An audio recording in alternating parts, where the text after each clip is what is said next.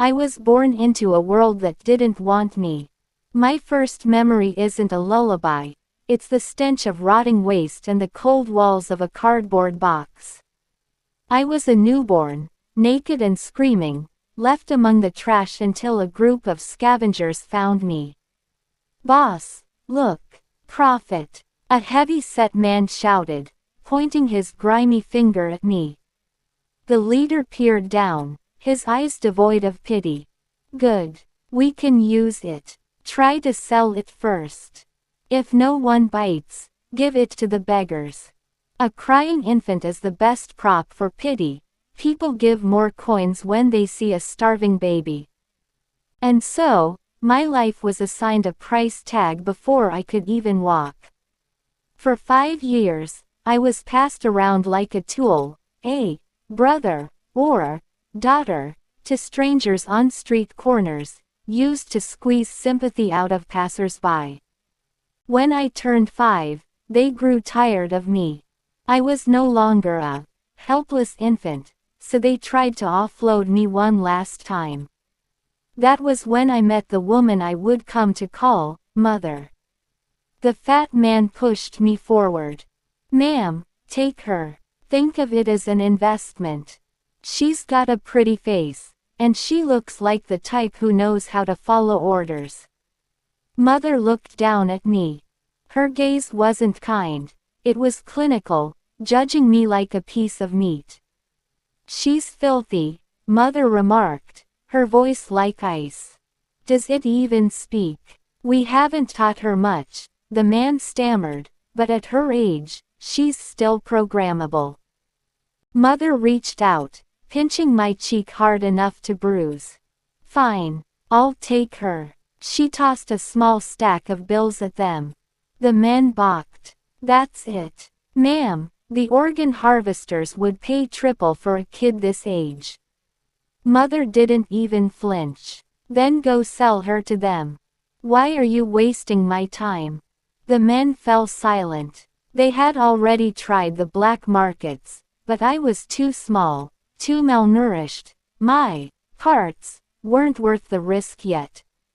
They snatched the money and spat on the ground. "Fine, take her. Goodbye, trash girl. Enjoy your new mommy." They laughed, their voices fading as they walked away. Into the lion's den. Mother wasn't a savior. She was the head of a notorious mercenary syndicate, a gang of professional assassins. There were 10 of them, cold-blooded killers who took projects that no one else would touch. I was brought into their fold not as a daughter, but as the youngest recruit in a den of monsters. Mother gave me a name, Una. But she didn't give me a childhood. My days were filled with private tutors who treated my mind like a hard drive to be filled. I had to master languages, complex mathematics, and human anatomy, learning exactly where the skin is thinnest and where the veins run closest to the surface. If I was slow to understand, the sting of a wooden cane corrected me. Then came the physical toll. Karate, taekwondo, judo, I learned every way to break a body before I even hit my growth spurt. By the age of 7, she put a handgun in my small hands. Within a year, my aim was flawless. Snipers, shotguns, blades, I was trained to breathe through the steel. Mother's voice was the only law I knew.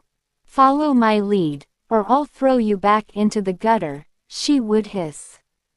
Once, fueled by a child's desperation, I reached out to hold her hand. I just wanted a moment of warmth. She flinched as if I were a leper and shoved me to the ground. "Love is a luxury you cannot afford," she barked. "If you want my affection, you earn it with blood. You earn it with obedience." So, I buried my heart and became the perfect student. The first contract. Age 10. My first assignment was a test of my nerves. They dressed me in a ruffled sundress, put a teddy bear in one hand and a balloon in the other. I looked like a lost angel. When the car rounds the corner, run, Mother commanded. If you're too slow, you die. If you're too fast, he won't swerve. Go. I stepped into the street. The roar of the engine grew louder. At the last possible second, I darted into the path of the speeding black sedan. The driver's eyes widened in horror. He yanked the wheel, the tires screaming against the asphalt. The car veered wildly, slamming into a concrete pillar. The impact was deafening. A second later, the gas tank ignited, and the vehicle was swallowed by a hungry orange roar. I stood there, clutching my teddy bear, the heat of the explosion warming my cold face. I didn't blink. I just watched the fire reflect in my eyes. My first kill. When we returned to the hideout, Mother did something she had never done before. She reached out and patted my head. "Good girl," she said.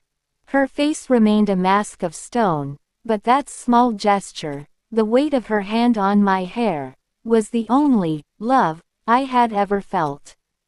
It was enough to sustain me. Now, years later, I am no longer that trembling girl in the sundress. I am Mother's shadow. I am her most lethal blade. I am the assassin she created, and I never miss.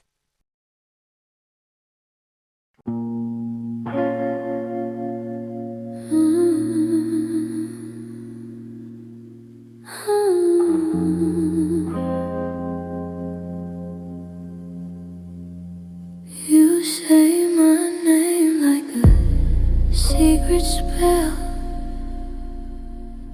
skin to skin, where our shadows fell.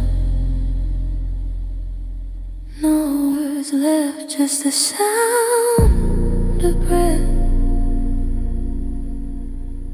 We're lost somewhere between love and death. You look through me and I see it too.